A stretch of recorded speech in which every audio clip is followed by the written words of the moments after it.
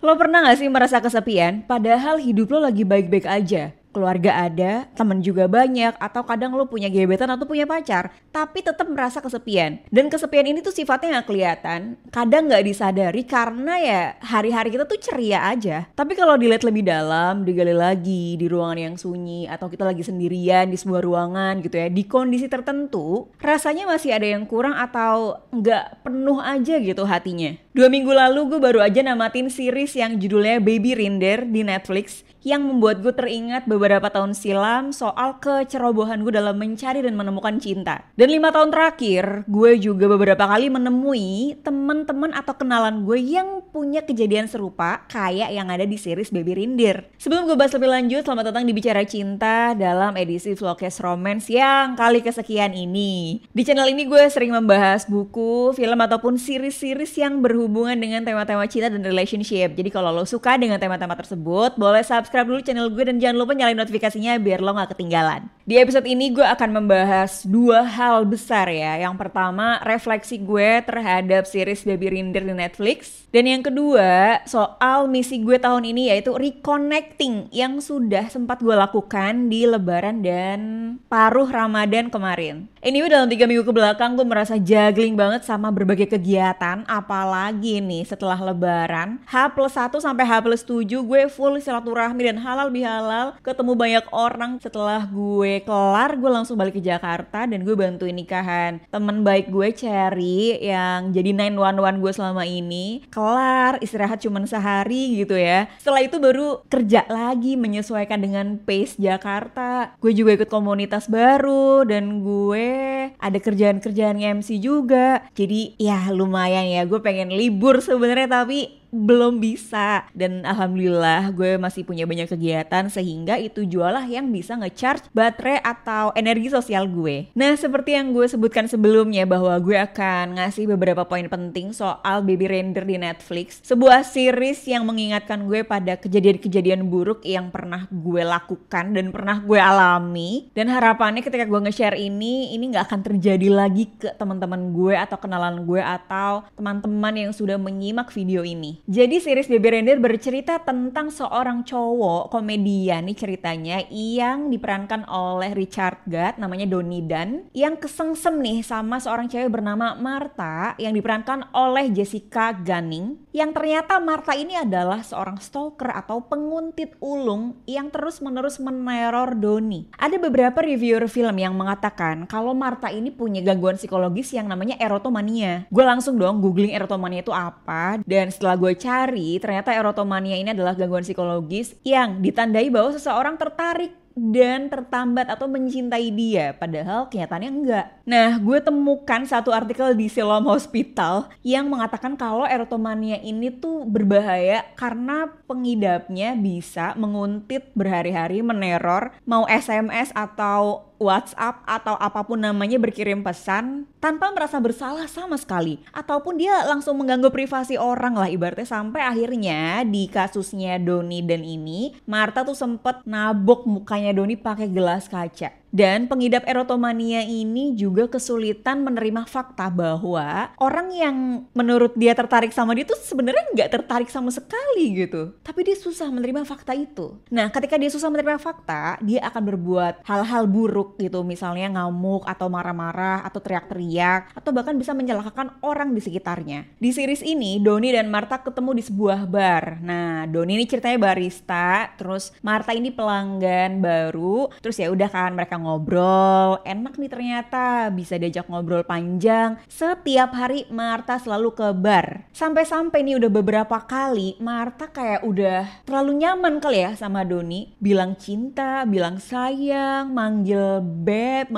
pokoknya manggil-manggil yang sayang padahal belum pacaran. Dan Donnie juga bilang kalau bentar-bentar, kan kita masih temen ya gitu. Nah, tapi Martha di situ udah marah-marah, udah ngamuk-ngamuk, sampai tadi gue bilang ya, dia udah mukul Donnie pakai gelas kaca. Tapi anehnya juga nih, si Donnie udah tahu kalau Martha tuh red flag banget ya. dan gak beres. Doni tuh masih mau ketemu sama dia, masih mau ngobrol sama dia, masih penasaran sama Martha, dan bahkan gak meninggalkan Martha sama sekali gitu. Mungkin juga karena ada beberapa trauma Doni yang pernah jadi korban kekerasan seksual atau beberapa trauma-trauma yang belum hilang dari dirinya, sehingga ketika ada Martha, cewek yang Doni anggap sebagai teman baik, teman yang bisa diajak ngobrol, jadi dia tuh masih keep in touch gitu sama Martha. Nah, ada dua hal yang ingin gue mention di sini. Yang pertama, Doni itu kan gak kabur atau menjauhi Martha atau menghilang dari kehidupan Martha sama sekali ya, karena dia kan masih penasaran. Dan di part ini gue cukup relate karena gue pernah mengalami dan merasakan hal itu, walau gak seheboh Doni ya, tapi maksud gue ada perasaan ingin divalidasi, ada perasaan kesepian, ada perasaan ingin diperhatikan, inner romantic gue, walaupun ada teman, walaupun ada keluarga gitu. Tapi gue rasa Doni juga mengalami hal tersebut karena Doni jauh dari orang tuanya, terus juga dia mengalami turbulensi dalam hidup yang luar biasa. Jadi ketika Martha memuji, ketika Martha memperhatikan Doni, ketika Martha ngerti bahwa oh, Doni ini adalah salah satu teman yang bisa dia andalkan gitu ya. Nah, di situ Doni merasa diapresiasi. Doni merasa berguna sebagai manusia. Kalau di kasus gue kan, gue habis putus sama cowok dan udah lama nggak pacaran, sehingga gue merasa gue butuh sesuatu inner romantic gue. Kebetulan banget nih ada satu laki yang responsif yang ngeladenin ke-BM-an gue gitu. Di situlah gue merasa terjebak dan bisa dimanipulasi oleh si cowok itu. Walaupun waktu itu gue udah bilang ke Cherry, ke temen deket gue, bahwa gue minta tolong dia untuk ngelacak, untuk ngasih data-data, fakta-fakta agar gue bisa mengantisipasi hal-hal buruk lainnya. Tapi setelah Cherry mendapatkan data-data buruk atau fakta-fakta di internet soal dia, gue tuh enggak sadar sedikit pun gitu. Yang ada di otak gue tuh cuman penasaran kenapa dia seperti itu. Dan gue tidak lantas memblokir nomornya saat itu juga. Sampai waktu itu Cherry marah ke gue dan gue langsung oke, gue akan blokir. Nah, tapi gue cuma ngeblokir itu kayak sehari 2 hari, habis itu gue buka blokirnya. Kan tolil ya. Apalagi perempuan tuh punya masa-masa rentan. Misalnya nih ketika lagi menstruasi atau sebelum menstruasi itu kan moodnya lagi kurang bagus. Belum lagi hal-hal yang membuat tidak bisa berpikir jernih. Jadi menurut gue itu adalah combo faktor yang bisa mencelaki diri gue sendiri. Sampai sosial media gue itu dicari di DM dan dia ngirim pesan, kok nomor aku di blok? Kamu mau kabur kemana? Aku kangen loh, dan segala macam yang sangat menjijikan itu. Tapi karena waktu itu otak gue lagi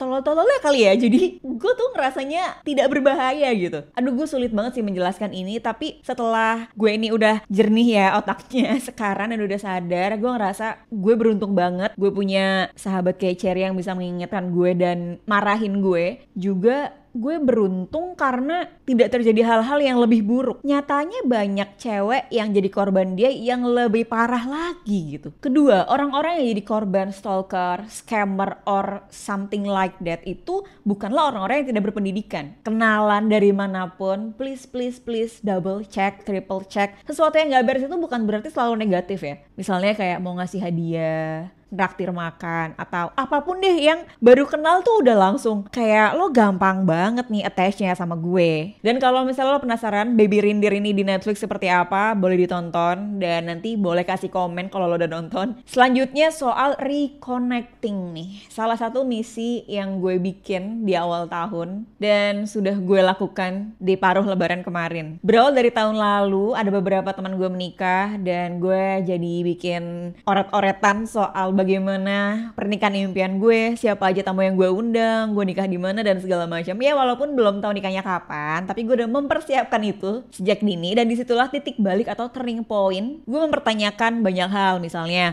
oh gue mau intimate wedding, berarti yang diundang teman-teman deket aja ya. Oke, setelah gue bikin daftar beberapa teman deket gue nih A, B, C, D, gue jadi bertanya, jadi teman itu apa ya definisinya? Teman deket, teman apa, sahabat? Nah itu akhirnya gue bertanya ulang ke diri sendiri dan jadi berefleksi, ini orang-orang yang gue undang nih beneran teman gue apa bukan ya? Terus temen tuh yang ngebantu apa temen tuh yang selalu ada apa yang kayak gimana? Makanya ketika lebaran kemarin gue mudik lebih awal 2 minggu sebelum hari H, gue pulang ke rumah untuk bertemu teman-teman lama yang gak pernah gue ajak ketemuan sebelumnya, dan gue sengaja silaturahmi ke rumah-rumah mereka untuk update kehidupan. Sejujurnya ini adalah momen yang belum pernah gue lakukan ya, silaturahmi dengan niat seniat ini gitu ya. gue. Tidak ada basa-basi dan gue tuh beneran peduli, beneran pengen tahu kehidupan mereka. Beneran gue pengen ngucapin terima kasih. Gue pengen ngasih sesuatu yang meaningful gitu buat mereka, yaitu waktu gue dan meluangkan tenaga untuk catch up sama mereka lagi. Menariknya nih ya, dari beberapa temen lama yang gue ajak ketemuan, ada satu pasangan suami istri namanya Mas Budi dan Suci. Jadi Mas Budi ini adalah salah satu senior di kampus yang dulu banyak sekali membantu gue ketika masuk kampus dan jadi tempat berkeluh kesah juga gitu ya sebagai junior yang merantau. Lalu Suci ini adalah junior kampus juga plus junior di jurusan sastra Indonesia. Jadi ceritanya mereka berdua ini pernah hidup di salah satu desa yang jauh dari ingar-bingar kota lah ya ibaratnya. Mas Budi ini cerita kalau dulu setiap malam kan sepi ya, nggak ada TV,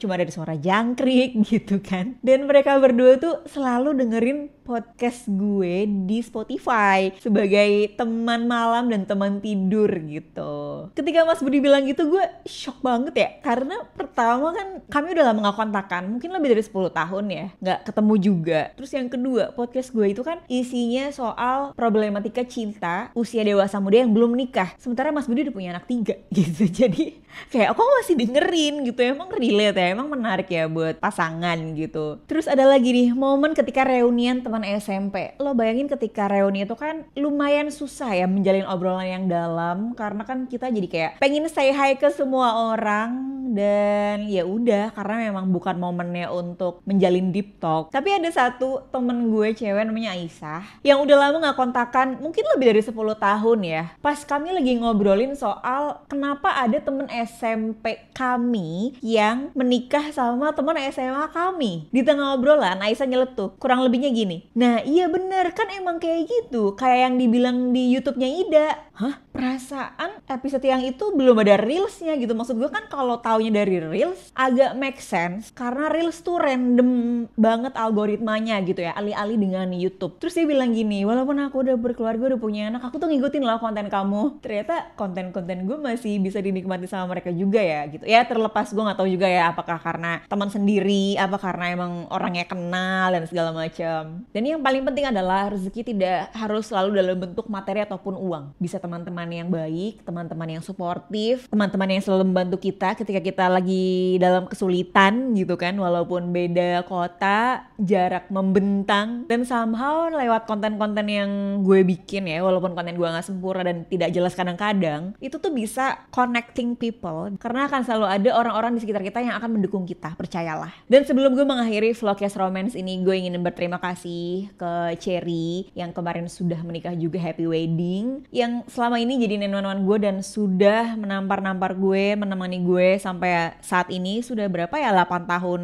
friendship, yay. 2 tahun lagi kita rayakan ya, 1 dekade. Dan terima kasih buat Mas Budi, Suci, juga buat Aisyah yang ternyata kamu ikutin konten aku. Wah, thank you so much, thank you so much. Semoga kebaikan-kebaikan kalian bisa dibalas oleh Tuhan dalam bentuk kebaikan apapun seluas-luasnya. Tentu aja teman-teman yang juga sudah nonton video-video gue dan juga sedang nonton video ini. Segitu aja dari gue Vlogcast Romance kali ini. Semoga suka. Like jika kamu suka, dan kalau misalnya nggak suka, di dislike juga nggak apa-apa.